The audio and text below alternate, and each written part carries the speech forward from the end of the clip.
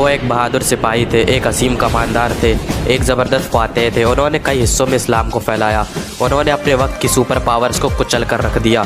उन्होंने फारिस की सल्तनत को कुचला, उन्होंने रोमियो को कुचला। उन्होंने अपनी पूरी ज़िंदगी में एक भी जंग नहीं हारी। अपनी पूरी ज़िंदगी में 200 से भी ज़्यादा जंगें लड़ने के बावजूद एक भी जंग न हारने वाले इस बहादुर कमांडर का नाम हज़रत खालिद बिन वलीद था। दोस्तों, आज की शानदार वीडियो में हम लोग हज़रत खालिद बिन वलीद के बारे में ही जानेंगे। तो चलिए अपनी इस वीडियो को शुरू करते हैं।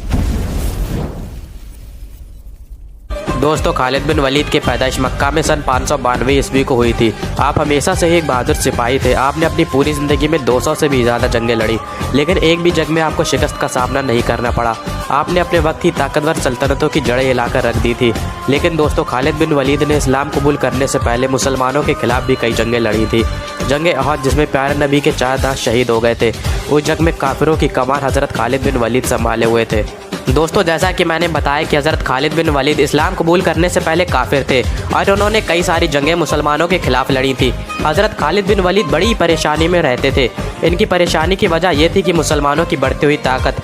वो सोचते थे कि जब भी काफिरों ने मुसलमानों को ललकारा है तो हर बार अपने बेहतरीन जंगी हथियारों के साथ काफिरों को मुँह की खानी पड़ी है। आप सोचते रहते थे कि आप मुसलमानों के साथ सच में कोई ताकत मौजूद है और क्या सच में मोहम्मद सल्लल्लाहु ताला अलैहि वसल्लम अल्लाह के रसूल हैं। आप इन्हीं सोच में डूबे रहते थे कि तभी आपको आपके भाई का खत मिला, जिसमें लिखा था कि ए खालिद, मोहम्मद सल्लल्लाहु ताला अलैहि वसल्लम ने मुझसे आपके बारे में पूछा है कि खालिद कहाँ है। मैं चाहता हूँ कि आप इस अंधेरी दुनिया से निकलकर इस्लाम की रोशनी में आ जाएं। दोस्तों, इस खत का खालिद बिन वलीद पर ऐसा असर हुआ कि वो फ़ौरन मक्का आए और रसूल अल्लाह के पास आकर उन्होंने इस्लाम कबूल कर लिया। दोस्तों, जंग मुअत्ता में ईसाई फ़ौज की तादाद 1 लाख थी और मुसलमानों की तादाद 3000 थी। दोस्तों, ये जंग मुसलमानों ने रोमन एम्पायर के खिलाफ लड़ी थी। दोस्तों, इस जंग में हज़रत जैद, हज़रत जाफ़र और हज़रत अब्दुल्ला, ये तीनों सहाबी एक के बाद एक शहीद हो गए। इसके बारे में प्यारे नबी ने पहले ही बता दिया था। तब आगे बढ़कर फ़ौज की कमान हज़रत खालिद बिन वलीद ने संभाली और दुश्मनों के दांत खट्टे कर दिए। और दोस्तों, इसी जंग के बाद हुजूर ने हज़रत खालिद बिन वलीद को सैफुल्लाह यानी अल्लाह की तलवार का खिताब दिया था। दोस्तों, इसके बाद हज़रत खालिद बिन वलीद ने मुसलमानों के लिए कई जंगें लड़ी और मैदान जंग में ऐसे ऐसे कारनामे कर दिखाए जो तारीख बन गए।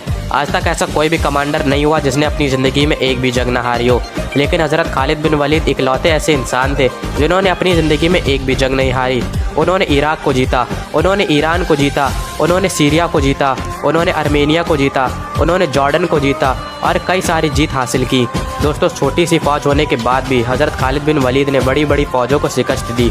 दोस्तों, जंग फ़राज, जंग मुअत्ता, जंग यरमौक, जंग बोसरा, जंग उलैश, जंग फ़हाल, जंग अकबरा, जंग याहून और कई सारी ऐसी जंगें हैं जिन्हें खालिद बिन वलीद ने अपनी बहादुरी और दानिशमंदी से फतह किया। दोस्तों, हज़रत उमर रज़ियल्लाहु ताला ने हज़रत खालिद बिन वलीद को आर्मी चीफ के ओहदे से हटा दिया, क्योंकि खालिद बिन वलीद मुसलमानों को हर एक जंग में फतह दिलाते आ रहे थे और मुसलमानों को लगने लगा था कि बिना खालिद बिन वलीद के वो कोई भी जंग नहीं जीत सकते हैं।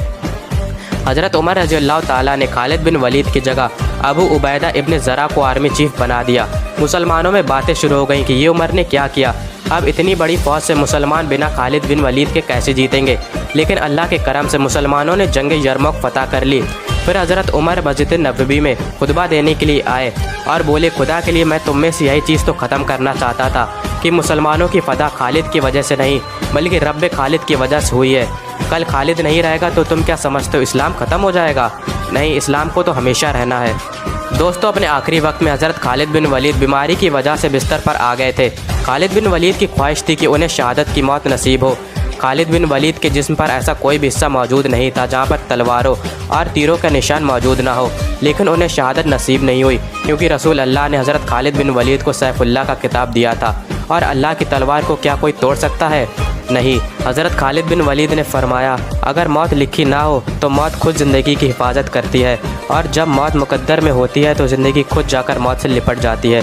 दुनिया के बुज़दिलों को मेरा एक पैगाम सुना दो, अगर मौत मैदान जंग में होती तो खालिद कभी बिस्तर पर ना मरता। सुभान अल्लाह। दोस्तों, अगर ये वीडियो आपको पसंद आई हो तो इसे लाइक करें और हमारे चैनल को सब्सक्राइब करके हमारा मोटिवेशन बढ़ाएं। जल्द मुलाकात होगी एक और नई वीडियो में, तब तक के लिए अल्लाह हाफ़िज़।